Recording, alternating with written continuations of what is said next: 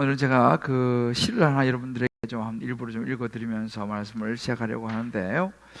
도종환 시인이 쓴 흔들리며 피는 꽃이라는 시입니다. 흔들리지 않고 피는 꽃이 어디 있으랴. 이 세상 그 어떤 아름다운 꽃들도 다 흔들리면서 피었나니, 흔들리면서 줄기를 곧게 세웠나니, 흔들리지 않고 가는 사랑이 어디 있으랴. 이 시가 말하는 것처럼 세상에 흔들리지 않은 사람은 없는 것 같습니다. 우리 인생도 이렇게 저렇게 흔들리면서 가는 것이 우리의 인생인 것 같습니다. 그러면 여기서 있는 목사는 안 흔들릴까요? 목사도 마찬가지로 흔들리는 것은 동일합니다. 제가 최근에 한 책 제목이 제 마음을 참 당겨서 그 책을 쭉 보았는데요. 목사가 차마 말하지 못한 목사로 산다는 것이라는 제목의 책입니다. 크레이그 그로스웰이라고 하는 미국의 유명한 그런 그 목사님이신데 많은 그 크리스천들에게 감동을 주면서 목회를 아주 잘하고 계신 목사님이십니다. 그 목사님께서 목회를 하다가 어느 날 자신을 발견하게 됩니다. 그러면서 어느 주일날 성도들 앞에 정말 솔직하게 자기의 본래 모습, 자기의 마음 이런 것을 이렇게 고백하는 그런 계기가 있었습니다. 모두 놀랐지만 오히려 그 고백을 통해서 교회에 많은 그 은혜들이 부어지면서 놀라운 정말 교회의 목사님과 모든 성도에게 큰 은혜가 임했던 그런 시간들이 있었는데, 이 책이 그런 이야기를 담은 그 책이었습니다. 그 테마의 몇 가지만 제가 좀 읽어드리면 이런 내용입니다. 나는 지독하게 외롭다. 나는 항상 걱정한다. 나는 보기 싫은 사람이 많다. 나는 기도회가 종종 부담스럽다. 나는 하나님을 의심할 때가 있다. 나는 실패가 두렵다. 이런 테마들로 그 책이 구성되어 있어요. 이 목사님이 이제 그런 솔직한 그런 고백들이 들어있는 그런 내용입니다. 저도 그 책을 쭉 보면서 굉장히 공감을 했습니다. 이렇게 목사도 흔들린다는 것이죠. 우리 지난주에는 소돔과 고모라의 멸망 앞에서 이제 돌아 나오던 롯의 아내가 뒤를 돌아보면서 소금 기둥이 되는, 그렇게 마음이 흔들릴 때 어떻게 되느냐에 대한 부분들을 우리 지난주에 살펴보았습니다. 아마 기억하실지 모르겠습니다. 마음이 흔들릴 때 우리는 두 가지를 생각을 해야 한다고 말씀 가운데 나누었는데요. 그 첫 번째가 뭐냐 하면, 하나님의 심판의 때가 있음을 우린 기억하며 살아야 한다. 하나님 앞에 설 때가 있다라는 것입니다. 두 번째는 나의 생각이 아니라, 자꾸 흔들리는 내 생각이 아니라 흔들리지 않는 변함없는 하나님 말씀에 순종하며 가야 한다라는 말씀을 우리 지난주에 이제 보았습니다. 오늘은 이제 그 다음 장면인데요. 이렇게 우리가 우리 인생에서 흔들리면 안 되는데, 이름에도 불구하고 흔들리면 어떻게 하냐는 것이죠. 말씀을 붙잡고 하나님 생각도 하고, 이름에도 불구하고 우리 삶 속에 일어나는 이러하지 예기치 못한 상황, 때로 어떤 관계, 어떤 사람, 어떤 물질적인 문제들, 경제적인 이런 상황들, 때로는 요즘처럼 이렇게 코로나 바이러스와 같은 이런 그 예기치 못한 두려움과 불안을 주는 이런 상황, 이런 상황에서 우리가 흔들지 말아야 되는데, 문제는 흔들렸다면 어떻게 할 것이냐는 것입니다. 그 다음 스텝입니다. 그런 상황에서 우리가 하지 말아야 될 행동을 하게 되고요, 하지 말아야 될 생각을 하게 되고요, 하지 말아야 될 말을 하게 되고요, 정말 흔들려서 만나지 말아야 될 사람을 만난다는 것입니다. 하지 말아야 될 어떤 선택을 하게 된다는 것이죠. 자, 그러면 이미 흔들려서 그렇게 했을 때 어떻게 할 것이냐는 거예요. 이게 이제 그 다음 스텝입니다. 오늘 이 아브라함과 아비멜렉 이 두 사람을 통해서 성령께서 저와 여러분에게 흔들리지 말아야 함에도 불구하고 흔들려 버린 상황에 있을 때 어떻게 해야 할 것인가에 대한 지혜와 깨달음을 주셔서 저와 여러분 한 분 한 분의 삶이 주님 앞에서 더 견고하게 세워질 수 있게 되기를 주의로 축복합니다. 소돔과 고모라, 불과 유황에 하나님의 심판을 받아서 사라져버린 이후에 그것을 멀리서 바라본 아브라함의 마음은 어땠을까요? 아마도 아브라함의 마음이 이런저런 생각으로 막 가득 찼으리라 생각합니다. 성경이 뭐 이유를 말해주지 않지만 그래서 그런지 아브라함은 살던 그곳의 모든 장막을 걷어서 이제 다른 곳으로 이동을 합니다. 네게부 쪽의 땅인데 그 아브라함이 옮겨간 땅은 그랄이라고 하는 블레셋 출신의 사람이 왕이 된 이 아비멜렉 왕이 다스리는 그랄 땅으로 이제 모든 장막과 가축과 모든 것이 이제 옮겨 가서 그곳에 머물게 되는데, 그곳에서 머물면서 이 아브라함은 과거에 자기가 지었던 죄를 반복해서 짓는 상황을 맞이하게 됩니다. 흔들리지 말아야 하는 상황임에도 불구하고 아브라함은 또 흔들려 버리죠. 그래서 그곳의 사람들이 혹시 자기를 해할까 두려워서 오래전에, 여러분 기억나실지 모르겠지만 창세기 12장에 보면 가나안 땅으로 갈대오를 떠나서 갔다가 그곳에서 기근을 만나서 애굽으로 내려가서 거기서 두려워서 애굽 왕 앞에서 자기 부인을 누이라고 거짓말을 하는 그런 상황이 있었습니다. 그래서 세월이 많이 지났음에도 불구하고 아브라함이 다시 동일한 잘못을, 죄를 범하게 되죠. 여기서도 마찬가지로 자기 아내를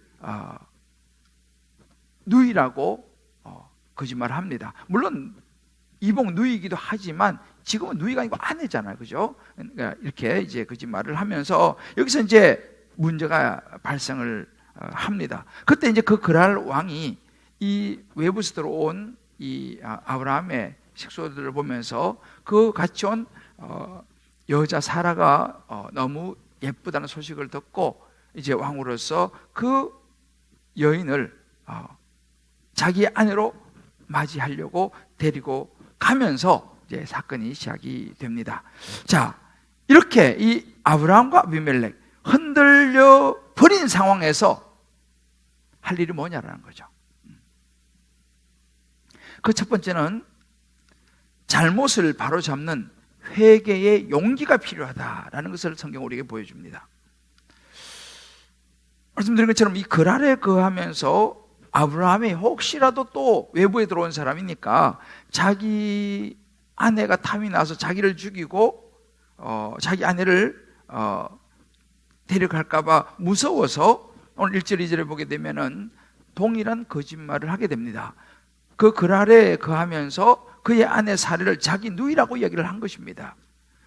그러니까 그 그랄 왕이 누이라고 이야기하는 것을 듣고 사람을 보내서 자기 부인을 삼으려고 데리고 가는 일이 발생을 합니다. 그런데 이 사라는 중요한 사람이죠. 왜냐하면 앞으로 하나님의 약속의 아들 아브라함의 아들을 낳아야 될, 그것도 이제 이 낳을 것이 채 오랜 시간이 남지 않았습니다. 그런 여인을 이 이방 왕 아비멜렉이 데려간 사건이에요. 하나님 당연히 개입하시죠. 그래서 그날 밤 꿈에 하나님께서 이 아비멜렉에게 나타나셔서 말씀하시기를 너가 데려간 이 여인으로 말미암아 너는 죽을 것이다. 왜냐하면 이 여인은 남편이 있다라고 이야기를 하십니다. 자, 이 상황에서 이 아비멜렉의 이 그 반응이 우리가 눈여겨봐야 될 부분입니다. 아비멜렉이 하나님 앞에 이렇게 얘기하는 거예요. 하나님, 그 아브라함이 나한테 자기 누이라고 이야기를 했습니다. 그리고 그 여인도 오라비라고 이야기했습니다. 저는요, 몰랐습니다.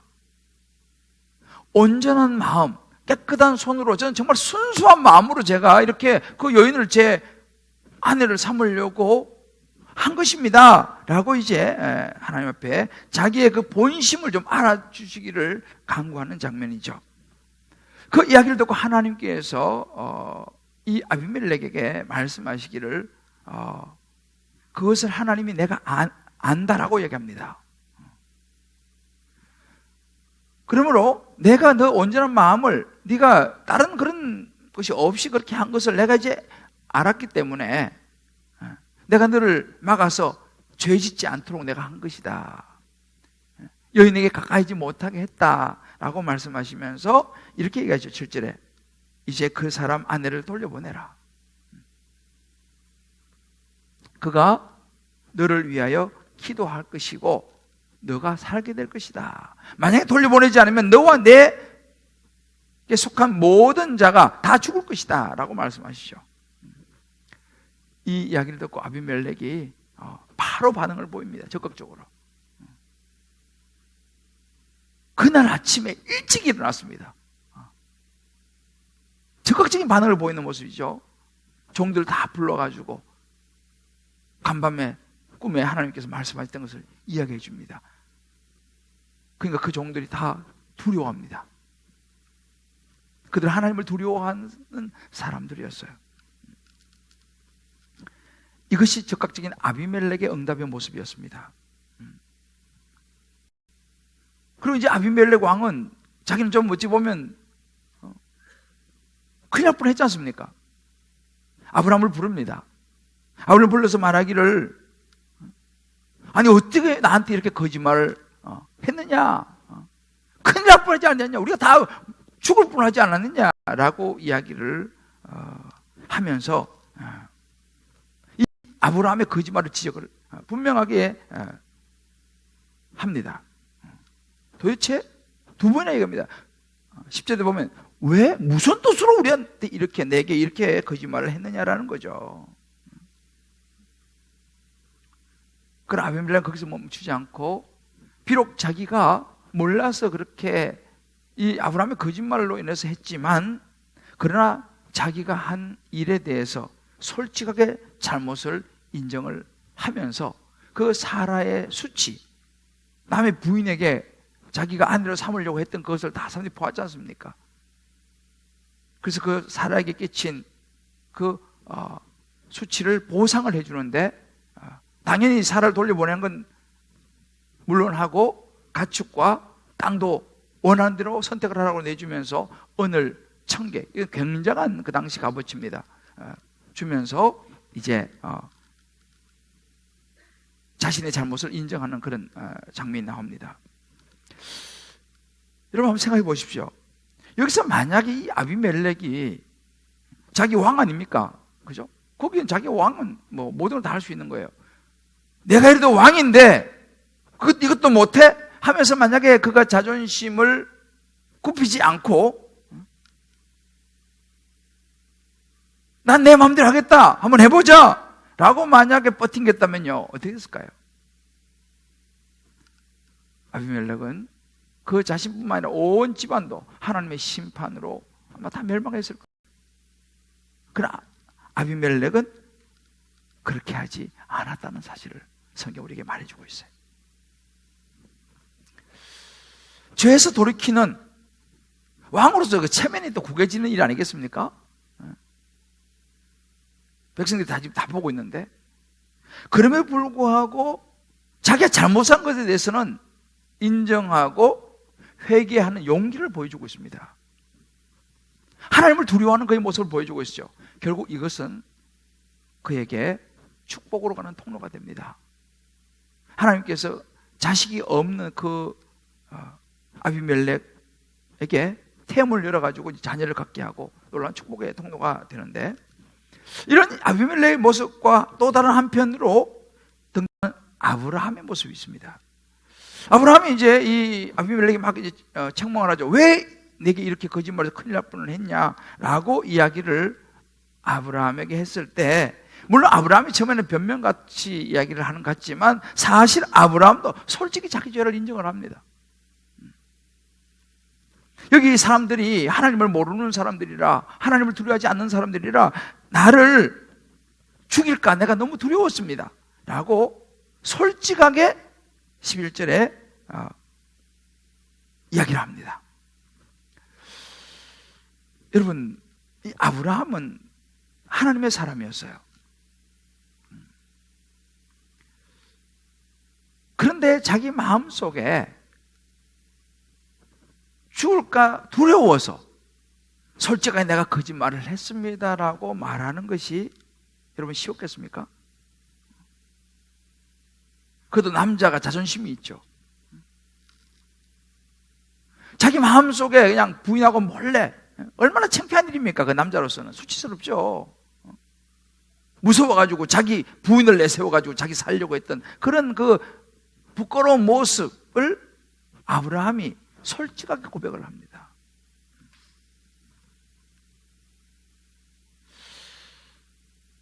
제가 서두 이야기했던 그 크레이그 그로시아라는 목사님이 그 책에서 그런 이야기를 해요. 자기는 신학교 때 교수님한테 뭘 배웠냐면 목사의 신비감에 대해서 배웠다는 거예요. 목사는 뭔가 좀 신비감이 있어야 된다. 그래서 목사는 성도들을 만날 때 항상 웃어야 되고, 항상 좋은 것처럼 보여야 되고, 근심 걱정이 없는 것처럼 보여야 되고, 뭔가 좀 신비한 듯한 그런 모습을 꼭 유지해야 된다라고 교수님한테 배운 거예요. 그래서 목사가 되고 난 이후에도 그는 그렇게 행동을 했습니다. 항상 웃으면서 아무런 근심 걱정이 없는 것처럼 늘 그렇게 행동을 하면서 목회를 하는데 마음은 너무 괴로운 거예요. 마치 연극을 하기 위해서 분장을 하고 살아가는 사람처럼 늘 그것이 너무너무 힘들었습니다. 그 제가 이렇게 얘기해요. 체면놀이에 신물이 났다. 체면놀이, 목사라고 하는 이 체면을 지키고 뭔가 좀 신비감을 주는 이것이 너무너무 자기는 안 맞다는 거예요. 사실 안 그러면서도 성도 앞에서 막 이렇게 하는 모습들이 너무 힘들었다는 거예요. 그 어느 날 자기 속마음을 내보이기로 결정을 합니다. 목사의 신비감을 내놓기로 결정을 하는 거예요. 그러면서 제가 아까 전에 잠깐 말씀드렸던 목사인 나도 항상 걱정이 있습니다. 나도 기도회가 종종 부담스럽습니다. 저도 하나님이 의심스러울 때가 있습니다. 저도 실패가 두렵습니다. 이런 이야기를 하기 시작한 거예요.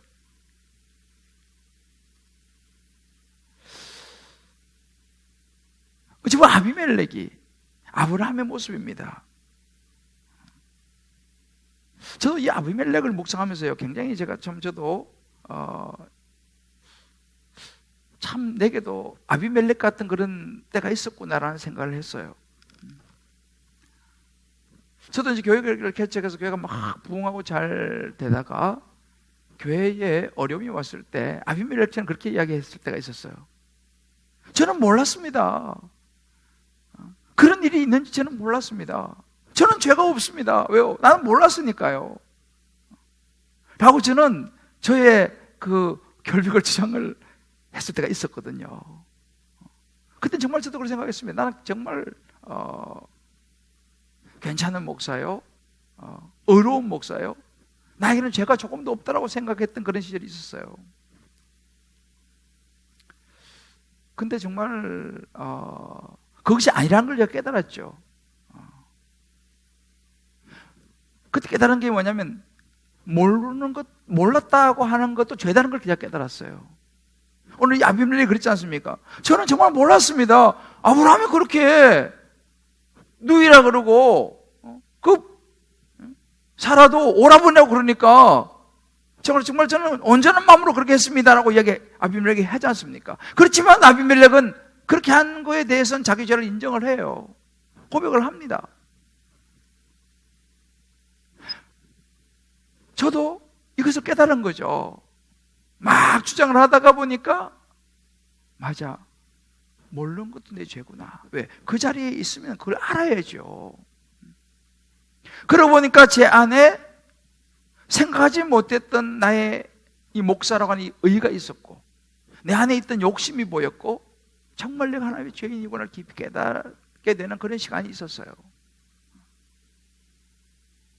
그러면서 많은 제 생각과 목회의 스타일과 방향과 훈련의 이런 여러 가지 것들이 변화가 오기 시작했었습니다. 아비멜렉 같은 제 모습을 보게 된 거죠. 여러분, 진짜 신앙이 뭘까요? 정말 믿음이 좋다는 게 뭐겠습니까? 깊은 영성을 가졌다. 여러분, 깊은 영성이 뭘까요? 성경 우리에게 보여주고 제가 깨닫는 것은 뭐냐면, 안 그런 척, 신비스러운 목사인 척, 굉장히 경건한 목사인 척 하는 것이 아니라, 말씀 앞에서, 사람 앞에서, 하나님 앞에서 진실함, 솔직함이라는 것을 성경은 말해주고 있습니다. 이거 진짜 믿음이라는 거예요. 하나님의 은혜가 언제 임하느냐? 여러분, 하나님의 은혜를 언제 우리가 경험할 수 있습니까? 하나님의 은혜는요, 내 자신이 죄인이라는 것을 인정하고 나 자신에게 있는 이 죄와 직면을 할 때, 그때 하나님의 은혜가 임하는 것입니다. 오늘 이 아비멜렉이 자신의 잘못을, 용기가 필요하죠. 용기 있게 고백할 때, 이 아브라함이 얼마나 부끄럽습니까? 자기 하나님의 사람인데. 그래도, 그러나 자기 속에 있었던 그 부끄러움, 그 두려움으로 인한 그 부끄러움을 고백했을 때에, 솔직하게 털어놓았을 때, 그때부터 하나님의 은혜가 임하기 시작하는 걸 보게 돼요. 가끔 여러분들은 요즘 이 중독 관련 것들이 많지 않습니까? 뭐 알코올 중독, 뭐 마약 중독부터 제가 여러 가지 중독이 있는데, 그 치료를 받는 과정들을 들어보면요, 가끔 영화 같은 데도 나오고 그러지 않습니까? 그 센터에 모여서 둘러 앉아가지고 제일 먼저 하는 일이 뭐냐면 자기를 소개하는 거예요. 어떻게 소개합니까? 저는 알코올 중독자입니다. 저는 뭐 마약 중독자입니다. 뭐 이런 식으로 자기를 솔직하게 오픈하는 것으로부터 시작이 돼요. 그래서 모든 이 치료의 시작은 자기를 솔직하게 자기 상태를 인정하고 고백하는 것부터 치료가 시작된다는 것입니다. 그러니까 우리가 안 그런 척, 경건한 척, 괜찮은 척, 굉장히 훌륭한 목사인 척, 전혀 죄도 없는 목사인 척, 이렇게 해가지고는 회복이 안 된다는 이야기예요. 신앙이 뭐냐? 날마다 흔들리고 때로는 죄도 짓는 부끄럽지만 하나님 앞에서 자기 인생을 돌아보는 거예요. 주일 예배가 무엇입니까? 하나님의 예배하러 나와서 하나님을 찬양하고 경배하지만 일주일에 한 번만이라도 주님 앞에 정직하게 나와서 자신의 죄를 고백하고 인정하면서 나의 약함을 돌아보는 것, 여러분, 이것이 예배입니다. 그때 하나님의 은혜가 임하는 거죠.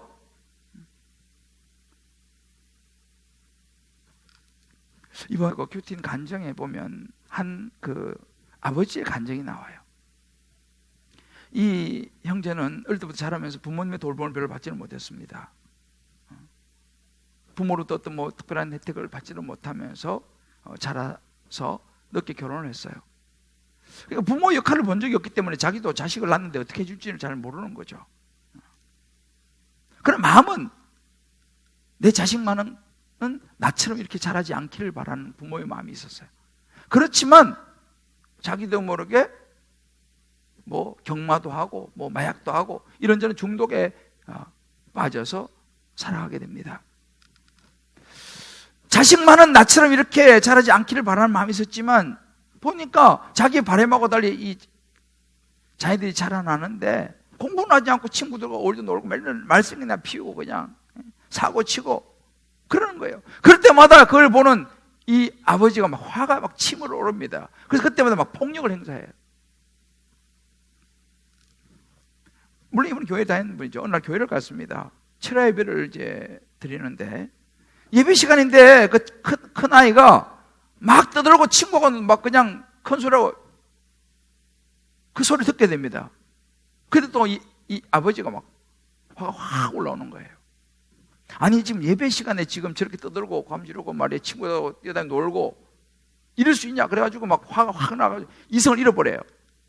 그래서 막 이 애를 막 두들겨 패는데 그 아들이 막 잘못했다고 빌었어요. 그때 뭐 이미 벌써 뭐 화가 너무 많이 나왔기 때문에 그 소리 들리지 않고 그냥 애를 그렇게 두들겨 폈습니다. 그 사건으로 이 아들이 큰 상처를 입어버렸어요. 더 이상 아버지가 말하지 않아요. 마음을 많이 닫아버렸어요. 꼭 필요한 이야기 뭐 예, 뭐 아니요 뭐 이 정도 외에는 아버지가 말하지 않습니다. 아버지가 피합니다. 그런 모습을 보면 또 아버지 더 화가 나는 거예요. 근데 이분이 말씀을 묵상하기 시작했습니다. 그러다가 어느 날 어떤 생각이 들었냐면 이거는 아이의 문제가 아니라 나한테 문제가 있다라는 생각을 하기 시작합니다. 그래서 이 아이는 뭐 그냥 여전히 피하고 또 그러면 뭐 화가 나는 거예요. 근데 이 아버지가 어떤 적용을 하냐면 말씀 묵상하면서 내가 이 아이의 구원을 위해서 용서를 빌어야겠다라고 생각하고 그 아이에게 지속적으로 용서를 구합니다. 아빠가 잘못했다. 심지어 무릎을 꿇고 용서를 구합니다. 그렇지만 이게 뭐 금방 되는 건 아니죠. 그 과정 속에서 이 아이가 조금 교회에서 이제 기도도 받고 권면도 받고 얘가 이제 너무 이게 상태가 안 좋기 때문에 상담 치료도 받고 그래서 조금 회복이 됐습니다.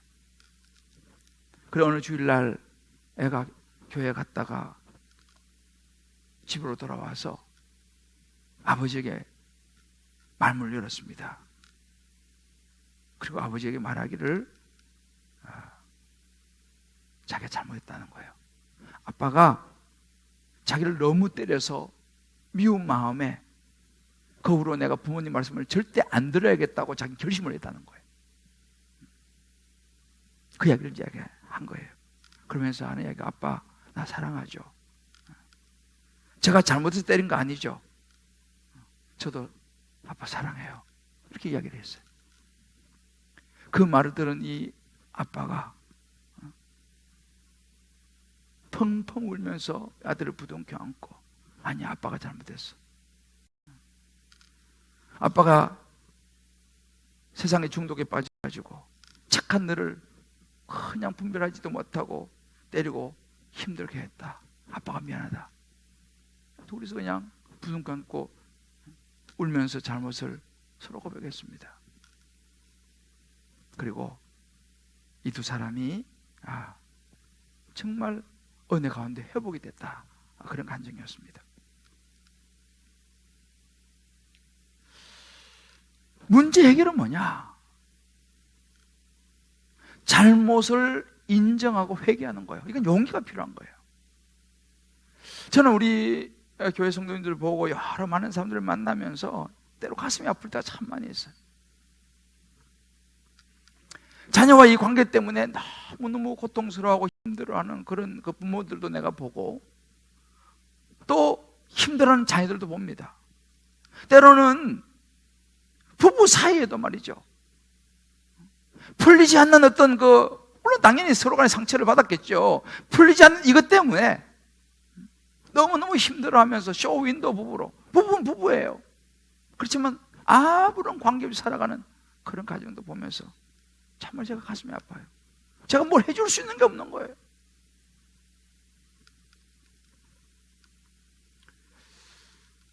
오늘 이 본문 우리에게 이야기해 줍니다. 여러분 돌아온 탕자를 아시죠? 아버지의 재산을 반이나 가져와서 허랑방탕 다 써버리는 거. 아들, 둘째 아들. 근데 어떻게 해결이 됩니까? 그 아들이 돌아오죠. 돌아서 아버지에게 말합니다. 저는 아들이라고 이제 부릴 자격도 없습니다. 그냥 종으로 불러주십시오. 그때 아버지가 어떻게 합니까? 잘못을 따집니까? 아닙니다. 조건 없이 그를 받아줍니다. 여러분, 이것이 하나님의 사랑입니다. 우리가 죄를 안 지면 좋겠지만 우리는 죄를 안 질 수 없는 존재예요. 안 흔들리면 좋겠지만 우리는 흔들릴 수밖에 없는 존재입니다.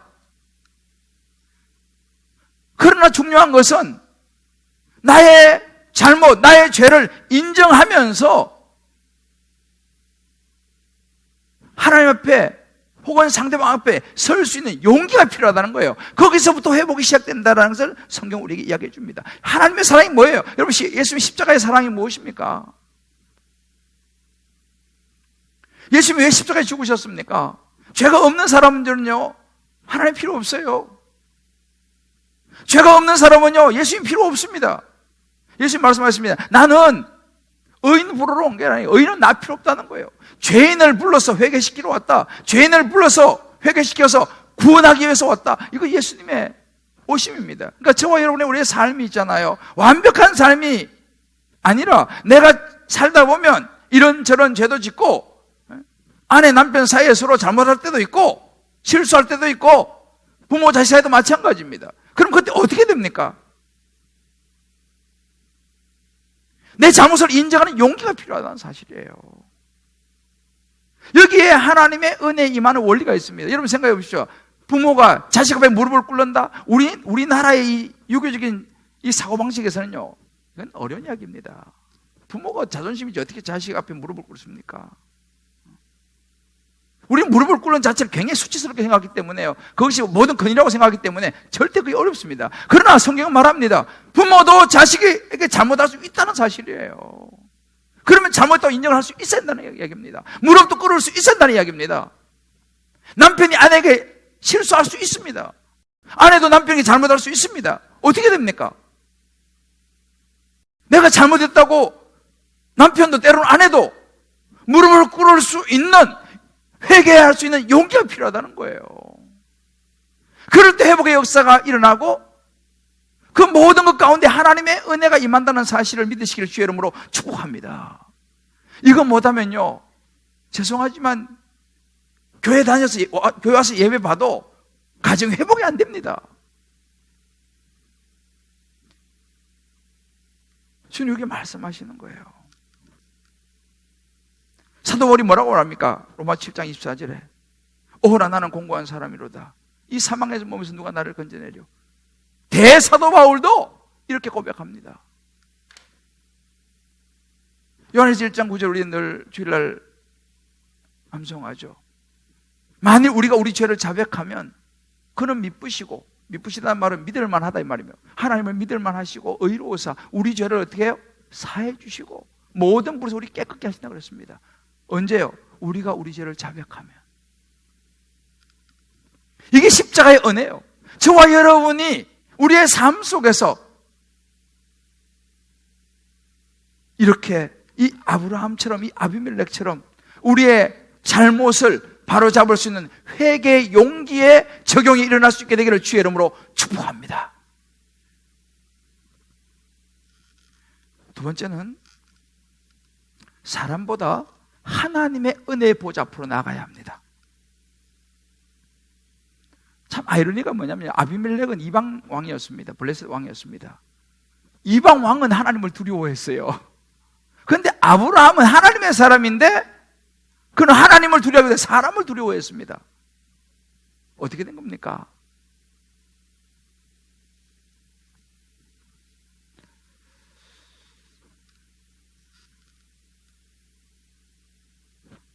하나님을 두려워하면 은혜가 임하지만 사람을 두려워하면 죄로 빠지게 돼요.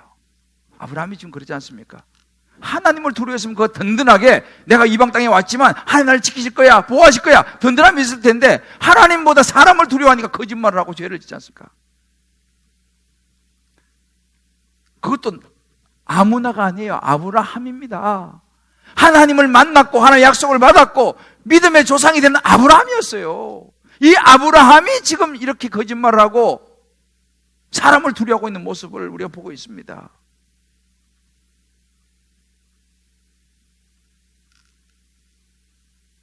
그러나 이 아브라함이 그런 자기의 죄를 있는 그대로 고백하면서 하나님 앞에 나아가는 모습을 우리가 눈여겨봐야 돼요.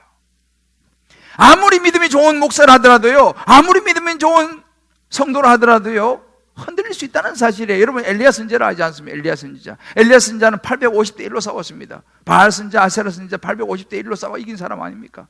그런데 그 아합 왕의 부인 이세벨이 죽이려고 하니까 두려워가지고 죽도록 도망가서 로뎀나무 아래 앉아가지고 있는 엘리야를 여러분 기억하시죠?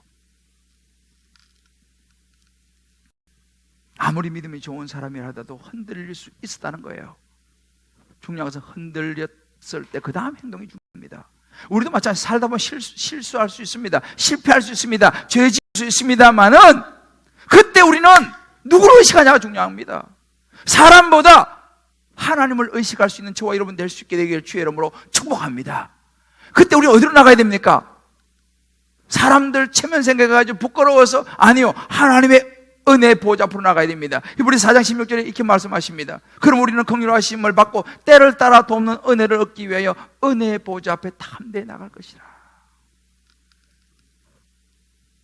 여러분 우리는요, 살다가 넘어지고 흔들렸을 때,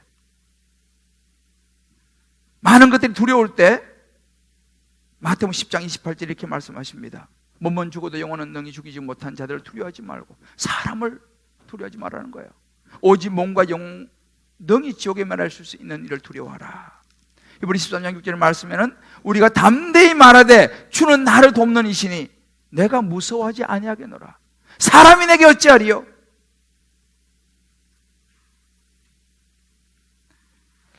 여러분 우리도 한번 적용해 볼 필요가 있어요. 나는 지금 살아가면서 사람을 의식하며 살아가느냐, 하나님을 의식하며 살아가느냐, 남들의 눈을 두려워하느냐, 하나님의 눈을 두려워하느냐.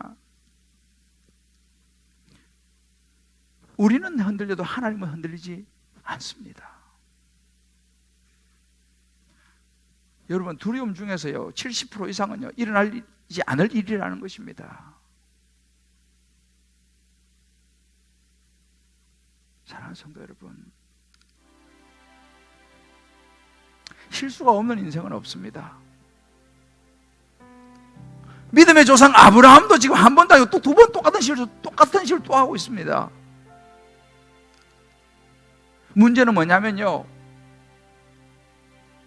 잘못된 실수할 수 있지만 그 다음에 스텝이 중요한 거예요.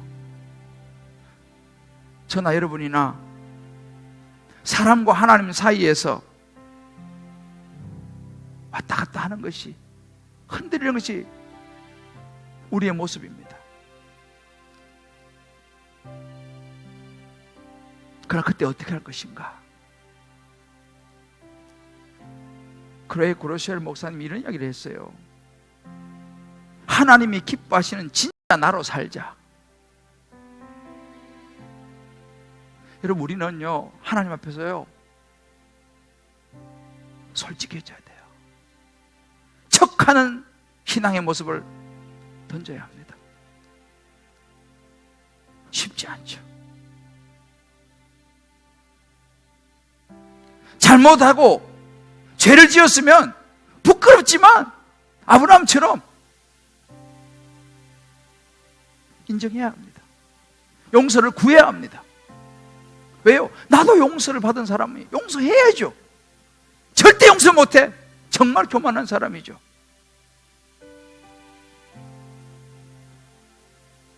No turning back.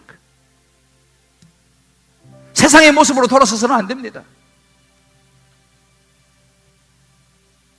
세상 사람처럼 살아서는 안 됩니다. 한번 원수였으면 다시는 안 봐. 아닙니다, 여러분.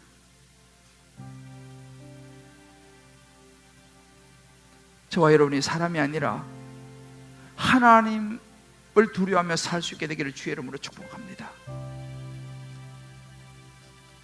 솔직하게 인정하고 회개할 수 있는 용기가 저와 여러분에게 있기를 바랍니다.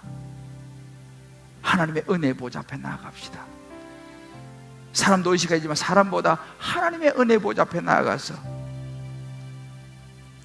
한 번도 나를 실망시키지 않으시고 버리지도 않고 떠나지 않는 하나님을 붙잡고 어떤 상황 속에서 하나님 앞에 나아가서 저와 여러분의 삶이 다시 일어설 수 있게 되기를, 이런 코로나의 이 불안과 두려움 상황 속에서도 생명의 주관자 되시는 하나님을 의지하고 붙들므로 승리할 수 있게 되기를 주의 이름으로 축복합니다.